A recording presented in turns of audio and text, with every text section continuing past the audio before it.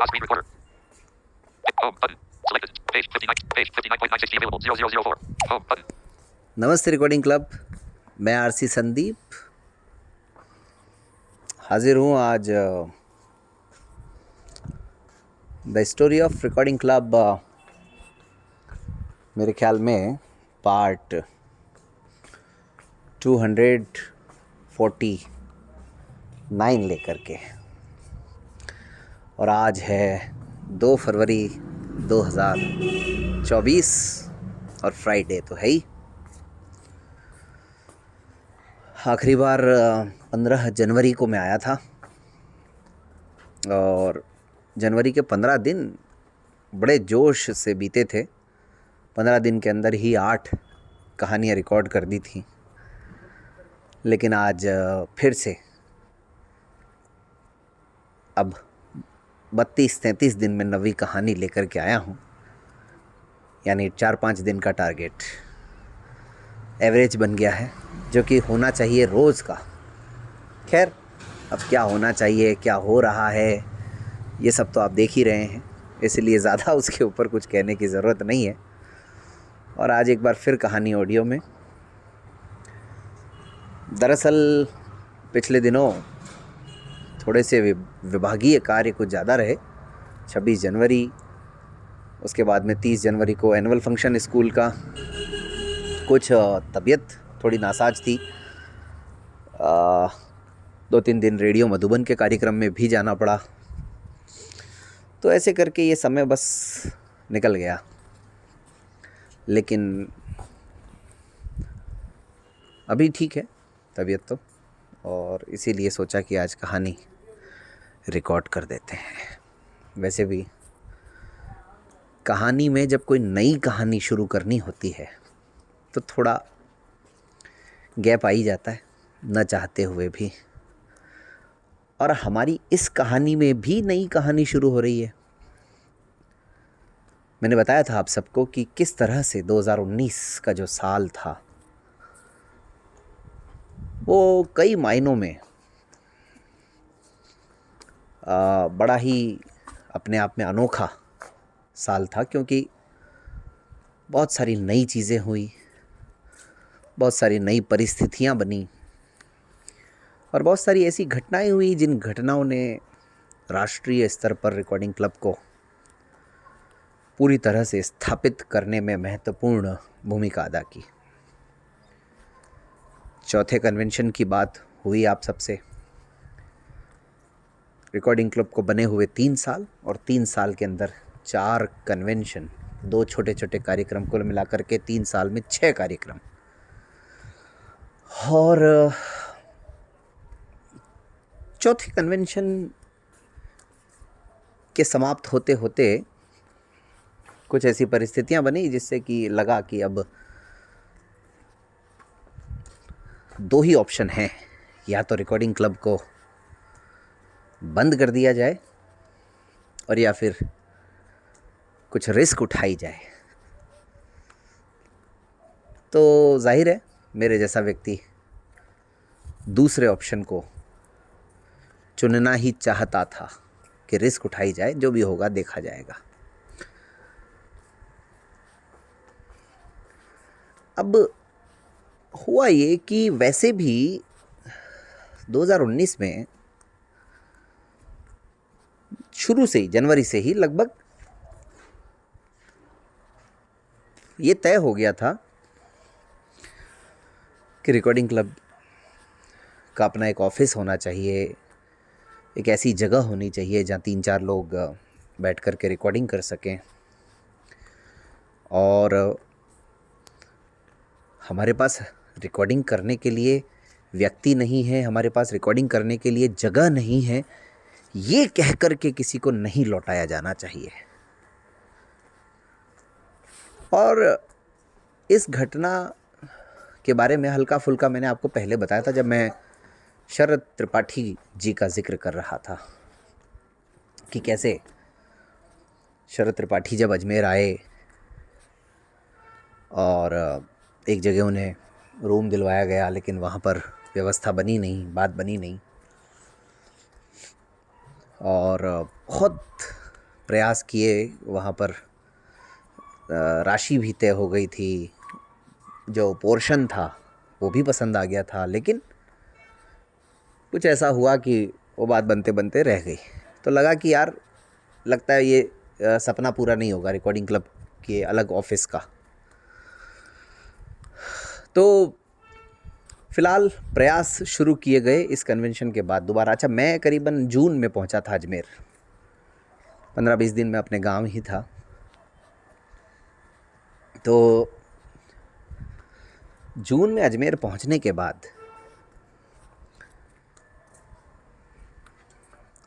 2-3 काम एक साथ चल रहे थे। एक तो रिकॉर्डिंग क्लब के नाम से रजिस्ट्रेशन हो ही गया था, उसका अकाउंट खुलवाने का प्रोसेस भी चल रहा था, और एक तरफ बिल्डिंग देखने का भी प्रोसेस चल रहा था।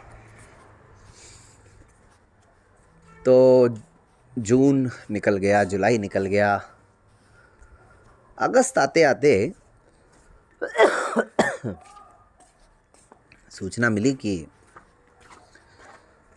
एक जगह है शिव मंदिर परिसर, और वहाँ पर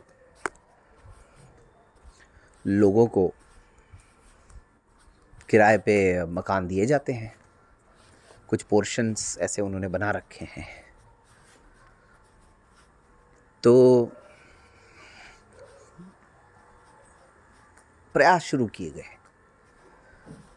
अच्छा, मज़े की बात देखिए, इत्तेफाक जिसे कहते हैं ना, 2019 में हम बीके से जुड़ चुके थे। इनफैक्ट बीके में चौथा कन्वेंशन करने के साथ, रेडियो मधुबन के प्रोग्राम करने के साथ तो हम जुड़ ही चुके थे। लेकिन जो पोर्शन हमको लेना था, या हम लेने का प्रयास कर रहे थे, या फिर हमारे लिए खाली हुआ था इस शिव मंदिर परिसर में, वो बीके वालों ने ही, यानी ब्रह्म कुमारीज संगठन ने ही खाली किया था।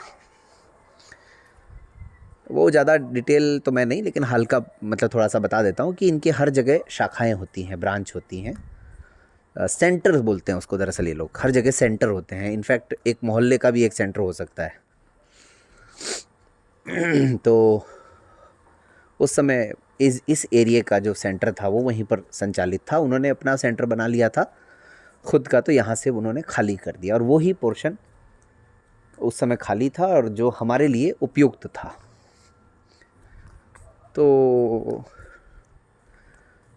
देखा करा, काफ़ी बातचीत हुई, कई चीज़ें उसमें कमियां थी कई तरह की, उनको दुरुस्त करवाने के लिए प्रयास किए गए। किराए को लेकर के बात तय हुई। आखिरकार 7,500 रुपये में उस समय 2019 में रेंट तय हुआ। और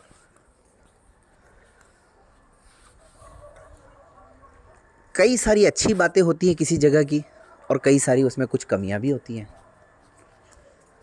अब यहाँ पर बहुत सारी अच्छी बातें थी। एक तो ये बड़ा इंडिपेंडेंट था, मतलब किसी मकान मालिक का कोई झगड़ा नहीं, कभी भी कोई हमारा साथी भी आए जाए। अच्छा, जगह लेने के पीछे यही ख्याल था कि रिकॉर्डिंग का काम तो खैर हो ही हो, लेकिन अगर कोई रात बेरात साथी आता भी है, उसको रुकना पड़े तो वो रुक भी सके। कभी कोई किसी साथी को रुक करके अगर तैयारी करनी पड़े, पढ़ाई करनी पड़े, तो वो भी वो कर सके। तो यही सब सोच करके ये अलग एक जगह लेने का इरादा था। तो विचार बड़ा अच्छा था, लेकिन बस वही है कि मुश्किलें तो आती हैं। अच्छा, इसके अलावा एक तो मैंने बताया मकान मालिक का कोई झंझट नहीं था यहाँ।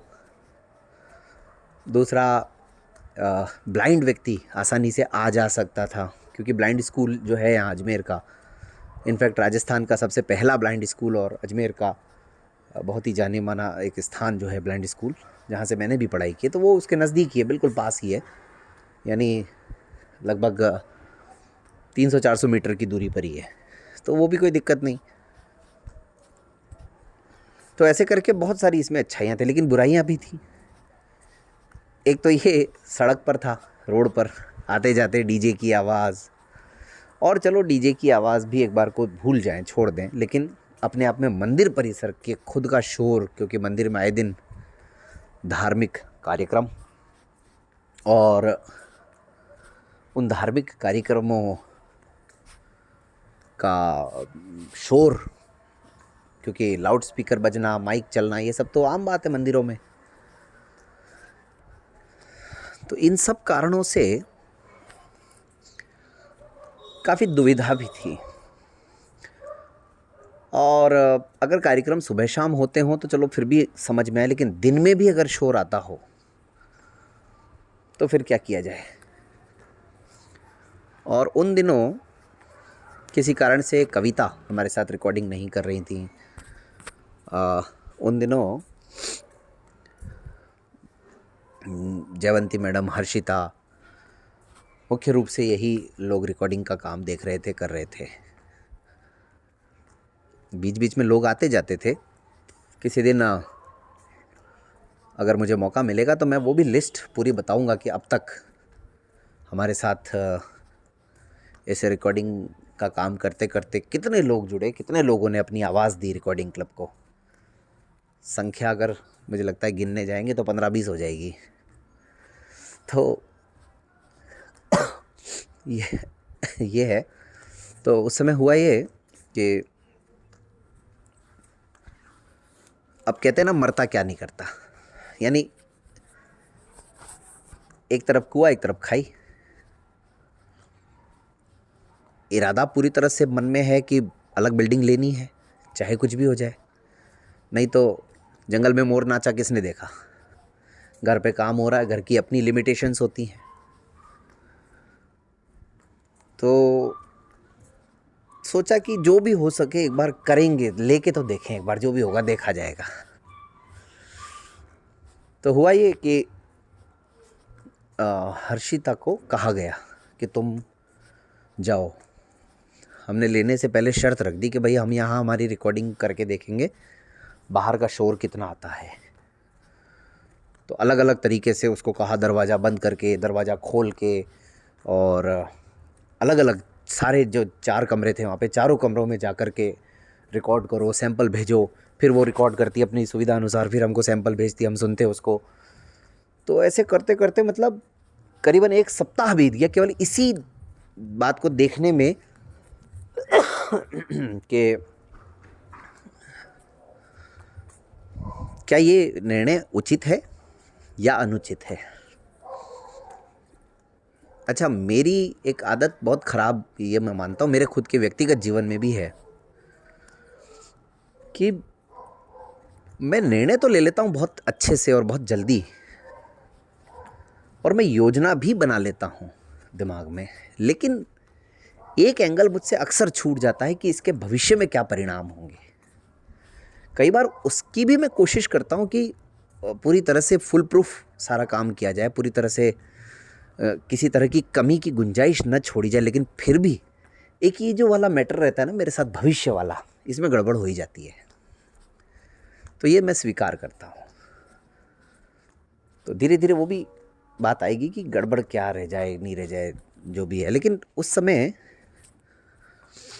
जैसे हम किसी काम को करने में परसेंटेज निकालते हैं ना, कि भाई 60% आए तो फर्स्ट डिवीज़न, 75% आए तो डिस्टिंक्शन। तो इतना सब छानबीन करने के बाद, इतना सब प्रयास करने के बाद यूँ मान लिया कि चलो ओके ओके है, कि भाई इस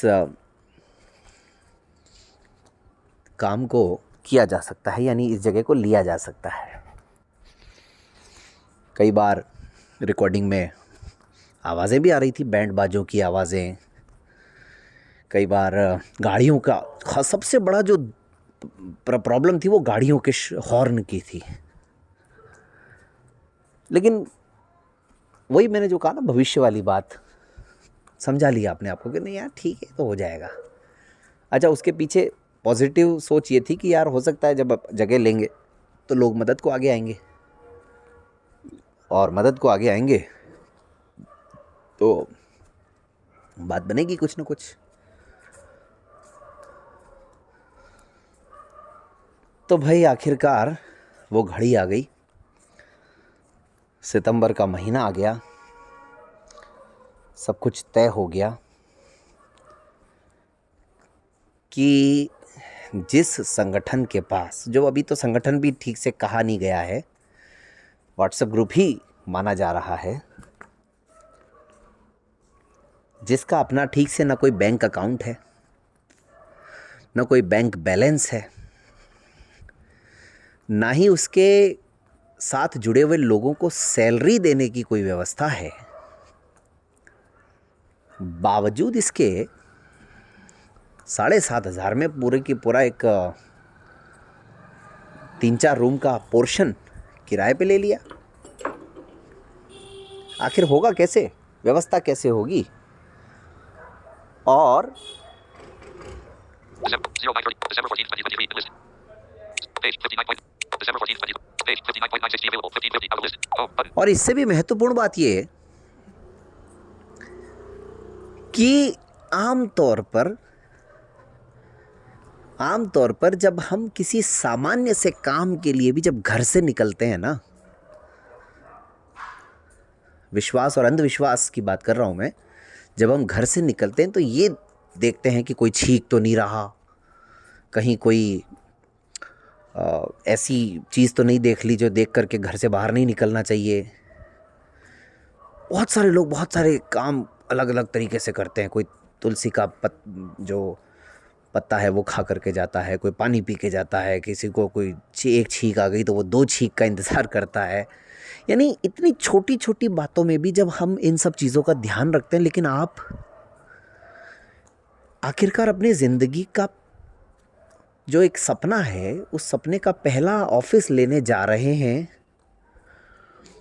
और ये तक नहीं परवाह कर रहे हैं कि भाई साहब मलमास चल रहे हैं, देवता सोए हुए हैं और सबसे बड़ी बात श्राद्ध पक्ष चल रहा है। लेकिन ये हिम्मत तो रिकॉर्डिंग क्लब ही कर सकता है। खैर, तो ये भी कहानी का हिस्सा रहेगा कि इन सब बातों को भी नज़रअंदाज किया गया और आखिरकार उस बिल्डिंग को किस तरह से लिया गया, कैसे उसकी व्यवस्था जुटाई गई और इससे जुड़ी हुई क्या क्या कहानियाँ रहीं, वो सब लेकर के आऊँगा। और अगर आज का अंक 249वां है तो जाहिर है अगला 250वां होगा। आप सब भी सुझाव दीजिए कमेंट बॉक्स में कि 250वें में क्या होना चाहिए, कुछ खास तो होना चाहिए ना यार। और नहीं देंगे तो कोई बात नहीं, फिर हम ही खास करेंगे कुछ ना कुछ, जैसा अब तक करते आए हैं। लेकिन आप लोग बताएंगे तो ज़्यादा अच्छा लगेगा, खुशी होगी। तो फिर आज की कहानी को तो समाप्त करते हैं और मिलते हैं फिर अगली कहानी में। Page 59.960 available. 1803. 720 times 16. Back button. Selected. 1752 53.